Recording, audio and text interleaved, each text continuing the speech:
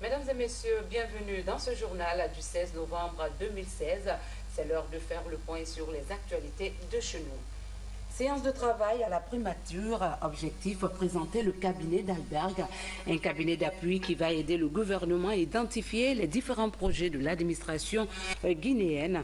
C'est le Premier ministre chef du gouvernement qui a présidé la cérémonie. Dossier futur maire des quintuplés, on en parle encore dans ce journal. Depuis l'annonce de ce phénomène, plusieurs voix se sont levées pour soutenir cette maman. Pour l'heure, les dispositions sont en train d'être prises. Et puis sport, fin de la 3e édition du tournoi de détection de talent. Plusieurs préfectures ont participé à cet événement sportif. C'est tout pour les titres et les détails dans un instant. Bonsoir à tous. Ouverture ce matin des travaux sur les énergies renouvelables à Marrakech. Cette journée africaine traduit les engagements en action avec les contributions au niveau national. Le président de la République, coordinateur des énergies renouvelables pour l'Afrique, s'est réjoui de l'avancée des engagements pris par les partenaires au développement. Sanassi Keita nous signe ce reportage.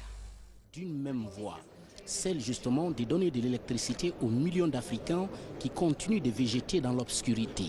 C'est d'ailleurs l'objectif fondamental de cette réunion appelée Journée de l'Afrique, avec pour slogan « Traduire les engagements en action » avec les contributions au niveau national.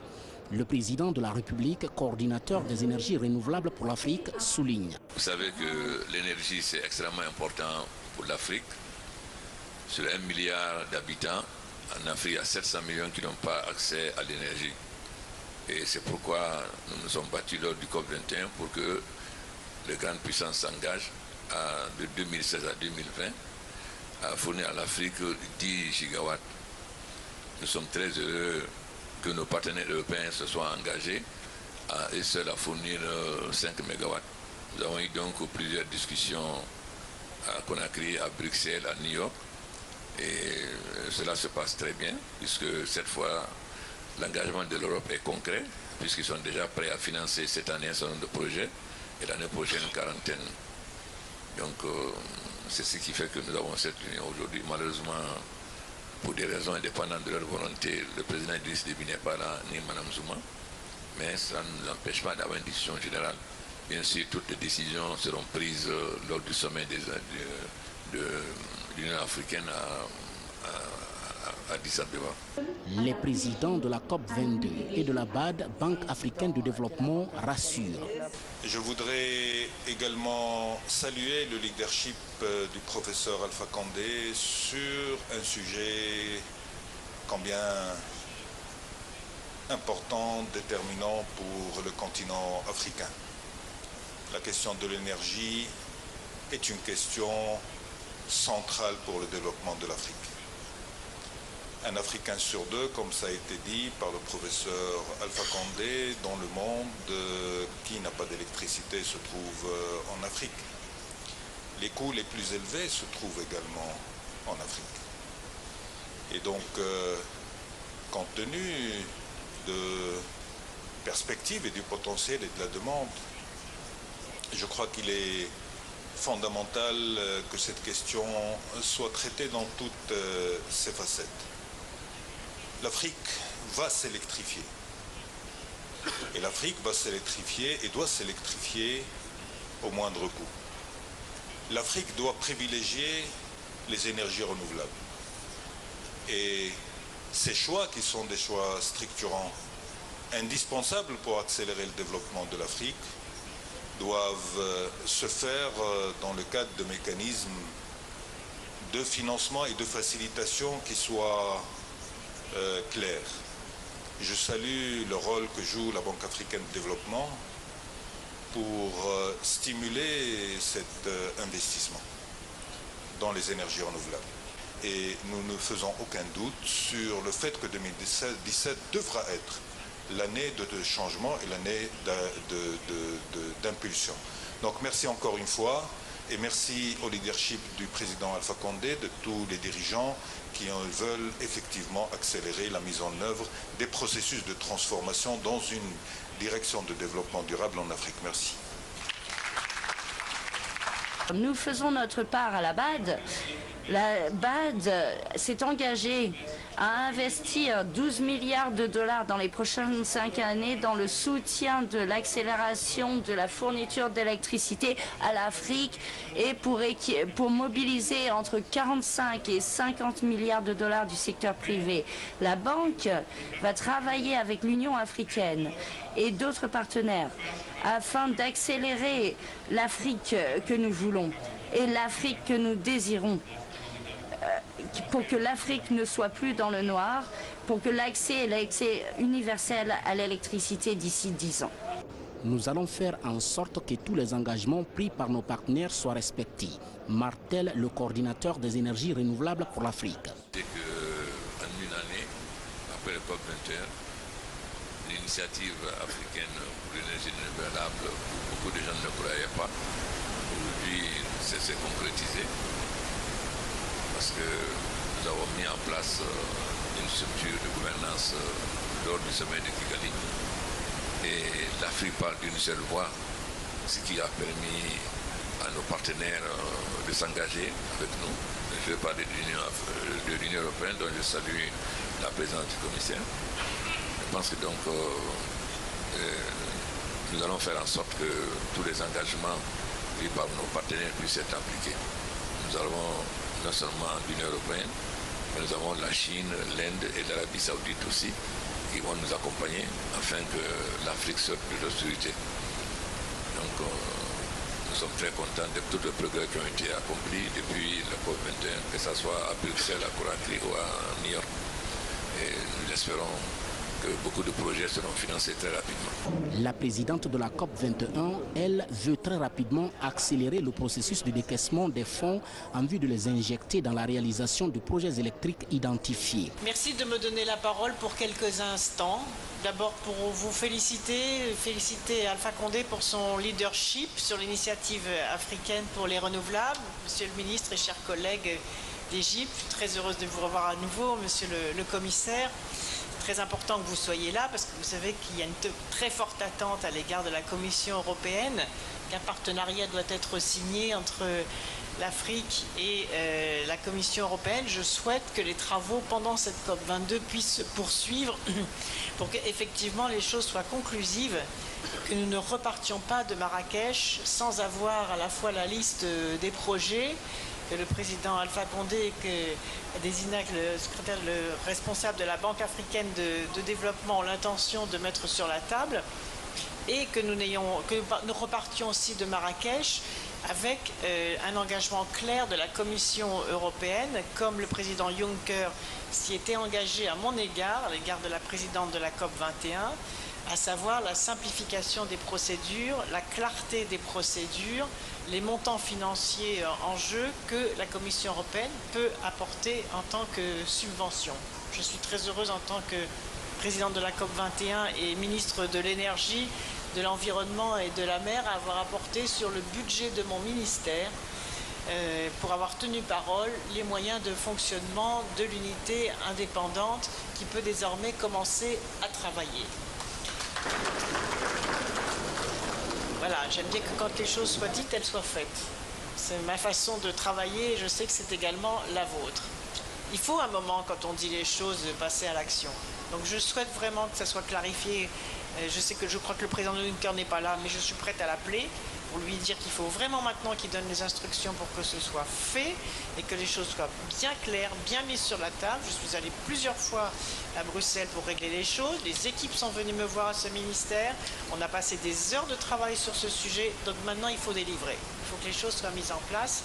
Et je le répète, il faut faire un groupe de travail avec Brigitte Collet, l'ambassadrice, qui est là, Julien Assoun, mon conseiller énergie, qui sont là. Ils vont y être à plein temps, à votre service, pour que les choses soient faites comme on a promis qu'elles devaient être faites.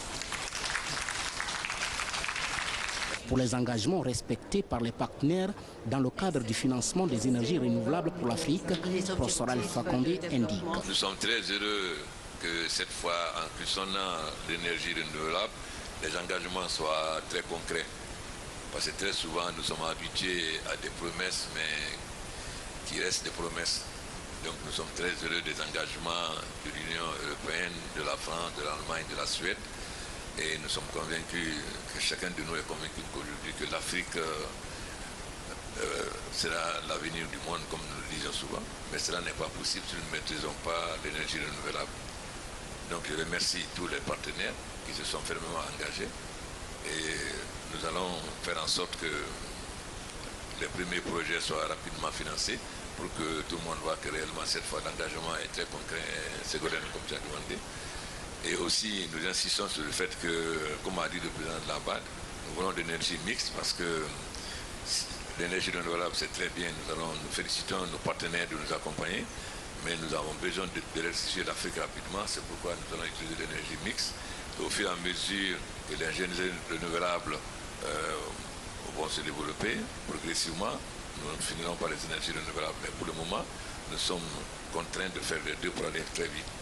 Parce que, comme tout le monde le sait, l'Afrique regorge de matières premières et nous avons beaucoup de possibilités énergétiques. Donc si nous arrivons à avoir de l'énergie, nous allons pouvoir transformer nos matières premières, tant agricoles que minérales, sur le terrain. Et l'Afrique peut devenir l'usine du monde.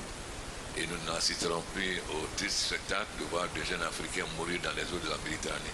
Donc plus vite nous maîtrisons l'énergie, plus vite l'Afrique va se développer et plus vite l'Afrique apportera sa contribution au monde. Je remercie tous les partenaires, tous les intervenants qui ont donné ce succès et nous sommes convaincus que l'initiative africaine pour l'énergie renouvelable va aller très vite, surtout avec le soutien de notre frère de la Banque africaine de développement.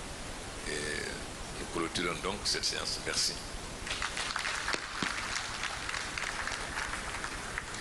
La présidente de la COP21 a mis l'occasion à profit pour faire un cadeau au président Alpha Condé pour ses efforts sans cesse engagés dans l'électrification du continent. Je vais faire un cadeau, moi, Alpha Condé.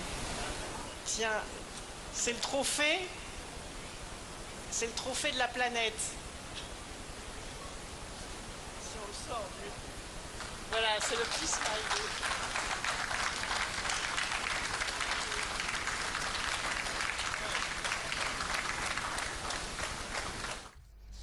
Comme annoncé au sommaire, le Premier ministre chef du gouvernement a eu une séance de travail ce matin avec des responsables du cabinet d'Alberg. Ce cabinet apportera son expertise au gouvernement en diagnostiquant l'état de santé des différents projets de l'administration guinéenne. Adi Camara. Pour réussir le pari du développement, le gouvernement guinéen retrousse les manches en vue de l'exécution des projets à caractère social et économique. C'est pourquoi ici, membres du gouvernement, partenaires techniques et financiers et autres institutions financières se sont mobilisés pour l'ancrage des actions du Bureau d'exécution stratégique. C'est un bureau d'appui au processus de développement de la Guinée. Cette initiative vise essentiellement à développer une capacité pour le gouvernement, en partant de la vision et des orientations du chef de l'État, une capacité à délivrer des résultats dans un horizon donné et de manière efficiente. C'est un processus qui doit nous permettre, dès début 2017, d'être opérationnel, d'avoir au sein de notre administration une initiative visant à améliorer la performance et la capacité de délivrer des résultats. Les populations attendent de nous que nous puissions régler un certain nombre de problèmes. Donc lorsque nous mettons ensemble des ressources, dont je veux parler des ressources humaines, des ressources financières et autres, ces ressources, leur utilisation doit permettre de délivrer des résultats. Donc c'est ce que nous essayons d'améliorer ce processus-là à travers cette initiative. Cette approche de sélection des projets va faciliter l'identification des actions prioritaires du gouvernement. Nous avons échangé, on pense que c'est une belle initiative. Les échanges vont montrer aussi qu'il y a des enjeux. Il est prévu 3 projets. Je crois que c'est plus réaliste de démarrer avec 3. Et on s'est posé la question comment on juge le résultat. Chacun a donné son point de vue. Il faut que ça fonctionne. Il faut que les missions prévues soient exécutées. Mais ça demandera beaucoup d'esprit d'équipe. Le bureau d'exécution stratégique devra jouer un rôle d'appui dans la mobilisation des ressources et la mise en œuvre des mécanismes de financement des projets sélectionnés. Nous avons été mandatés pour mettre en place un bureau d'exécution stratégique sous la primature pour travailler avec les différents ministères et exécuter les programmes, les ambitions qui ressortent des stratégies qui ont été développées par le chef de l'État. Nous sommes dans la première phase de conception du bureau d'exécution stratégique et pendant 2 ans, placer des équipes diverses avec des consultants internationaux et des consultants guinéens pour dérouler ce plan stratégique sur les 2 prochaines années. Ce cabinet va continuer à travailler avec certains consultants guinéens en vue de produire un plan stratégique capable d'impulser le développement social et économique du pays. Et puis cette brève au Conseil économique et social, les travaux de la 2e session ordinaire se poursuivent en commission et en plénière. Les 45 conseillers repartis en 4 commissions vont s'intéresser à la question de l'agriculture devenue un moyen de développement économique de la Guinée. La question du transport était aussi au centre de leurs préoccupations. Parlons du forum économique sur la mobilisation et l'utilisation efficace des ressources intérieures. Une question est tombée sous le sens: comment élargir la base de l'assiette fiscale? Après maintes discussions, des pistes de solutions ont été proposées, dont l'application de l'impôt sur les secteurs de l'immobilier. Maïmouna Bella Diallo, reportage. Partout dans la capitale, les immeubles poussent comme des champignons. Des édifices immobiliers pour la plupart mis en location à des coûts exorbitants qui atteignent souvent 5 millions par appartement le mois. Jusque-là, les propriétaires ne payent aucune taxe. Une situation qui a suscité beaucoup de discussions lors du dernier forum économique de Conakry. L'État envisage désormais d'explorer le secteur de l'immobilier pour élargir son assiette fiscale. Ce que nous avons fait, nous avions organisé un atelier sur l'immobilier et nous avons associé l'ordre des architectes qui connaissent bien. Un architecte est sans doute le professionnel qui peut regarder une maison et évaluer les matériaux qui ont participé à sa construction pour dire c'est ce que vaut cette maison-là. Et nous avons travaillé aussi avec l'ordre des notaires, parce que ce sont les notaires aussi qui enregistrent aussi les maisons au niveau du cadastre. Donc ceux-ci sont en train de travailler parallèlement avec nos services et nous attendons à ce qu'ils nous proposent quelque chose. Parallèlement, ce que nous sommes en train de faire, c'est de passer par la Banque mondiale comme pour saisir le groupe Google. Vous savez qu'on peut faire des captures aériennes. Une fois que l'on a cette information, on mettra aussi des équipes de jeunes qui vont aller avec ces données, maison par maison, pour pouvoir mettre le numéro et le nom sur les maisons. Avec ce forum, la Guinée affiche sa détermination d'accélérer les réformes pour le maintien de la discipline fiscale. Le système fiscal guinéen se différencie de celui des pays de la sous-région par des taux d'imposition plus élevés et le grand nombre d'impôts. Il y en a 57 recensés. Les recettes non fiscales contribuent encore très faiblement aux recettes intérieures. Leur part ayant même diminué, passant de plus de 9% en 2011 à 4% en 2015. La Guinée n'a pas entrepris une phase de transition fiscale basée essentiellement sur la substitution des ressources de fiscalité intérieure aux recettes tarifaires décroissantes, contrairement aux pays de la zone franc. Pour remédier à de telles difficultés, le gouvernement que j'ai l'honneur de diriger sous la clairvoyante autorité du président de la République est déterminé à accélérer les réformes qui contribuent au maintien de la discipline budgétaire, à la mobilisation efficace des recettes, à la transparence budgétaire et à l'utilisation efficace et équitable des ressources.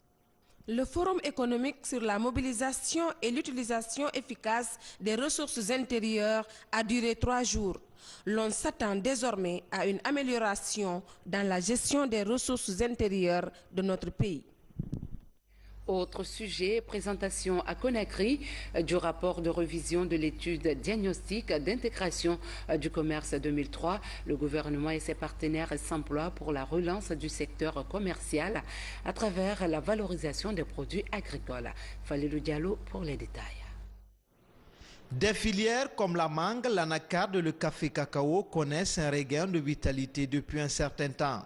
C'est pour renforcer les capacités commerciales et accroître l'apport de ces filières au développement économique que cette rencontre de Conakry est organisée.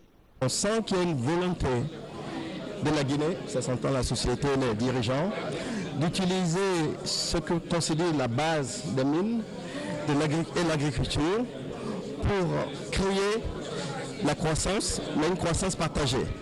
Mais quand vous êtes à ce niveau, il faut pouvoir vendre.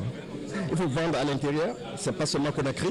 Donc assurer que la facilitation se passe pour satisfaire les besoins intérieurs. Mais Inch'Allah, vous allez avoir plus de surplus.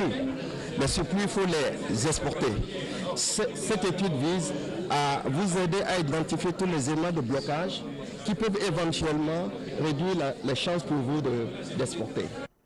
Depuis 2003, une étude est menée et des projets porteurs de croissance sont élaborés pour assurer l'intégration de la Guinée dans l'économie internationale. Le cadre intégré renforcé, le ministère du Commerce compte sur la préservation des intérêts commerciaux du pays. Ce rapport a ressorti une grande partie de ces entraves qui se retrouvent dans tous les secteurs du transport, de la douane, de la police, du commerce même, pour réfléchir là-dessus et tirer les leçons et enlever ces entraves dans les circuits d'échange en Guinée, et ce qui va favoriser un commerce intégrateur et notre pays aussi, un pays intégré au commerce international. Les projets identifiés dans la nouvelle matrice d'action prioritaire pourraient servir d'instrument de travail et de promotion de l'économie guinéenne sur le marché mondial. L'entreprise de vente et de distribution d'engrais Toguna Guinée Industrie vers une extension de son marché dans la sous-région. Déjà, deux autres pays sont ciblés, le Libéria et la Sierra Leone, pour la fourniture des intrants agricoles. Et ceci pour apporter son assistance aux agriculteurs de ces pays voisins à la Guinée. Compte rendu Souleymane Camara. Une année après son démarrage en Guinée, la compagnie de production d'engrais agricoles Toguna vise l'extension. Avec 400 000 tonnes de production annuelle, le marché guinéen n'a eu besoin que 20 000 la campagne dernière. Pour évacuer le reste de son stock, l'entreprise commence à prospecter le marché de la région de la Mano Riva. Une mission vient de séjourner au Libéria et en Sierra Leone. L'objectif de cette mission, c'est d'aller explorer le marché, savoir est-ce que l'excédent que nous avons en Guinée, nous pouvons l'amener dans la sous-région. Parce que notre capacité productive est de 400 000 tonnes par an. La Guinée ne peut pas consommer tout ça, donc nous avons pris contact avec les autorités pour pouvoir les informer d'abord de la présence d'une unité industrielle de production d'engrais en Guinée. Après avoir relevé le défi de la production d'engrais sur le plan local, Toguna diversifie en Guinée ses services. Elle prospecte à présent le terrain de l'assemblage des tracteurs, une nouvelle corde à l'arc pour accélérer le réveil du paysanat guinéen. Aujourd'hui, on a des magasins ici, on a au moins 15 000 tonnes qui sont en place. Toguna, ils sont montés une usine tracteur de Bamako. Nous, on est là comme un dépôt de vente. Ça, ils sont envoyés 3 tracteurs. Il y a le Libérien qui a acheté un avant-hier. Il y a 2 qui est là, au moins il y a 10 qui est en route. Accroître la productivité et la production agricole afin de lutter contre les importations de riz estimées à plus de 500 000 tonnes par an, c'est l'objectif que se fixe l'entreprise Toguna pour accompagner l'État guinéen à promouvoir l'autosuffisance alimentaire d'ici 2025. L'actualité très médiatisée en Guinée reste la naissance tant attendue des futurs quintuplés guinéens. Ce phénomène rarissime a bien une explication scientifique. Est-il héréditaire ou provoqué par l'effet des médicaments et l'alimentation, ou encore survient-il au moment de la conception? Pour en savoir davantage, suivons ensemble ce reportage de Rose Poteau. À Conakry, le dossier des futurs quintuplés suscite encore des interrogations. Les commentaires sur les causes de ce phénomène sont abordants. Beaucoup l'expliquent comme un fait de Dieu, d'autres se livrent à des raisonnements philosophiques.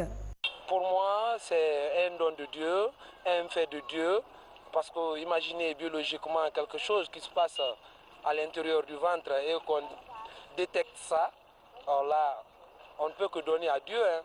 En quête de raisonnement rationnel, notre équipe est venue à la rencontre d'un spécialiste. Dr Mandiouf Moro Sidibé, gynécologue accoucheur. Pour lui, la grossesse multiple s'explique par 2 raisons fondamentales. Ce qu'on appelle les PMA, la procréation médicalement assistée. Ça, c'est le facteur important, et aussi l'âge avancé des femmes qui font des enfants. Parce qu'en France, maintenant, dans ces pays industrialisés, on étudie, on travaille, on se marie tard, c'est normal. Et c'est plus tard que les femmes commencent à faire des grossesses. Ça peut favoriser des grossesses multiples. Les grands facteurs qu'il faut retenir, c'est les PMA, c'est l'âge avancé des femmes qui font pour la première fois des grossesses et l'hérédité. Des facteurs comme l'hérédité et l'alimentation peuvent aussi provoquer une grossesse multiple. Quant à la survie des bébés, le spécialiste affirme qu'ils pourront vivre si les conditions de prise en charge sont réunies. Il faut une surveillance correcte de la grossesse. D'abord, il faut à partir d'un certain âge évaluer le poids des bébés. Lorsqu'ils sont nés, il y en a certains qui sont autonomes. Il y en a qui peuvent se débrouiller, il y en a d'autres, il faut les maintenir artificiellement, les nourrir, les faire respirer jusqu'à ce qu'ils deviennent autonomes. Ce spécialiste en gynécologie, sexualité et stérilité est l'un des médecins qui avait pris contact en 1998 avec une femme guinéenne porteuse d'une grossesse octuple. Mbali Asila, c'est son nom, s'est accouchée de 8 bébés dans le village de Tondon. Sauvegarder la paix en Guinée, les organisateurs du réseau WANEP étaient en assemblée générale ici même à Conakry. La rencontre était axée sur l'exécution du programme d'alerte précoce Réponse rapide. Initié par la CEDEAO, ce système d'alerte est un outil de maintien de la paix et de la sécurité, mais aussi de prévention des conflits. Les détails dans ce reportage de Bernard Tanguino. Pour consolider la paix en Afrique de l'Ouest, la CEDEAO investit dans le programme Alerte précoce et réponse rapide. Ouvert dans chaque pays, le programme sur la prévention et la gestion des conflits communautaires marque des points. En Guinée, son exécution est assurée par les organisations de la société civile réunies ce mardi en Assemblée générale. Nous avons convoqué toutes les organisations membres pour réfléchir ensemble qu'est-ce qui a été fait durant les 2 ans, qu'est-ce qu'on n'a pas pu faire, pour qu'on se positionne déjà pour les 2 ans à venir aussi, pour que nous contribuions efficacement à la consolidation de la paix dans le pays. Pendant 2 jours, les membres du réseau WANEP Guinée réfléchissent sur la constitution des structures sociales de paix dans chaque région du pays. La mission des groupes est de prévenir et gérer les conflits communautaires au niveau local. Mes attentes, c'est le plan stratégique que le WANEP va nous proposer pour discuter et valider. Et nous pensons que toutes les actions d'alerte précoce et de réponse rapide qui sont déjà en vue soient renforcées. À l'approche des élections communales, le gouvernement salue l'initiative de la CEDEAO. L'approche devrait contribuer à la consolidation de la paix et surtout à l'apaisement du processus électoral. C'est donc à la fois un plaisir et un honneur pour moi, au nom du gouvernement, de prendre la parole ici pour tout d'abord vous signifier toute notre disponibilité et aussi notre satisfaction face au travail que vous abattez dans le cadre de la construction d'une société de paix. La région des Élécorés a servi des zones pilotes pour l'implémentation du programme de WANEP, un programme qui contribue à résoudre les conflits communautaires dans la zone. La COP de Marrakech, une rencontre internationale sur le réchauffement climatique. Présents à ce rendez-vous, les responsables du Temple du Savoir, Roi Mohamed VI de Conakry, ont bénéficié des panels de formation sur les facteurs et les conséquences du réchauffement climatique. Ils ont également noué des partenariats pour renforcer les capacités de compréhension de leurs étudiants. Ça, Martin Fancinadouno, reportage. La participation africaine est forte. En plus des politiques et acteurs de la société civile, les chercheurs et universitaires sont présents. Des contacts fructueux et des partenariats sont noués en faveur de la protection de l'environnement. Aujourd'hui, nous rentrons avec un acquis fondamental pour notre université. Et c'est vrai, les jours à venir, nous allons prendre contact avec toutes ces personnes qui sont déjà engagées. Il y a même une conférence à la clé qui sera animée par l'OCP. C'est déjà calé, ils sont d'accord, ils viendront à l'université pour animer cette conférence. Il y a beaucoup d'autres personnes, il y a des institutions de formation professionnelle. C'est une synergie de beaucoup de compétences différentes. Je pense que c'est un sujet extrêmement important, très riche et très intéressant pour une université telle que la vôtre, l'université Mohamed VI de Guinée-Conakry. À cette COP22, les chercheurs ont battu le record d'échanges et d'interpellations sur le réchauffement climatique. Les représentants de l'université Roi Mohamed VI ont mis à profit ces rendez-vous pour réaffirmer leur engagement dans la préservation et la maîtrise des impacts environnementaux en Guinée. La valeur ajoutée de la présence de l'université également à la COP22 va peut-être s'insérer dans tout ce qui est programme de formation, aller également au-delà de la licence, visionner aussi les programmes de master recherche et pourquoi pas de doctorat. Consciente des défis de la Guinée dans la lutte contre le réchauffement climatique, l'université Roi Mohamed VI s'engage à créer sur son campus de nouvelles filières liées aux enjeux environnementaux. Sport, troisième édition du tournoi de détection de talents des futures stars du football guinéen. À travers cette formation, les organisateurs identifieront les joueurs les plus prometteurs. Diaray Diallo. Dans quelques jours, 2 d'entre eux vont voir leurs rêves se réaliser. Ces jeunes footballeurs viennent de Conakry et de l'intérieur du pays. À l'issue de ce tournoi de détection de talents, les meilleurs d'entre eux vont poursuivre leur formation dans des centres de football à l'extérieur du pays. C'est un grand plaisir pour moi d'abord de participer, d'assister à 7 tournois de détection organisés par Aspire Football Dream qui soutient la jeunesse, les enfants, les gosses de la Guinée. C'est la 3e fois que ce genre de tournoi de détection de talent est organisé par Aspire Football Dream, une structure qui entend aider les jeunes à suivre une formation de qualité et devenir des footballeurs professionnels. Aspire revient cette année en Guinée à cause des résultats obtenus en 2012 et 2013. Je porte à votre connaissance que 2 jeunes Guinéens pensionnaires de cette académie étaient des expéditions du Niger et du Chili avec les cadets guinéens. C'est un honneur pour nous de revenir en Guinée parce que, comme on le dit depuis le début, le talent guinéen, il a fini depuis longtemps de faire ses preuves sur les terres africaines. Ce n'est pas la fin. Aujourd'hui, ce qui vient de se passer, pendant 3 jours, on a évalué, on a regardé le niveau, on a été impressionné. Mais quel que soit qui est choisi et qui n'est pas choisi, c'est le point de départ. Pour ceux qui vont aller dans l'académie, c'est le point de départ d'un travail qui va être très important pour nous et pour eux-mêmes. Pour ceux qui ne sont pas sélectionnés, c'est aussi un point de départ pour se rendre compte que s'ils continuent comme ils ont commencé, ils peuvent un jour prétendre à aussi porter les couleurs du Syrie national. Après 3 jours de compétition, les résultats de la détection sont attendus les jours à venir. D'ici là, les 30 joueurs vont rejoindre leur préfecture ou commune respective avec des certificats de participation.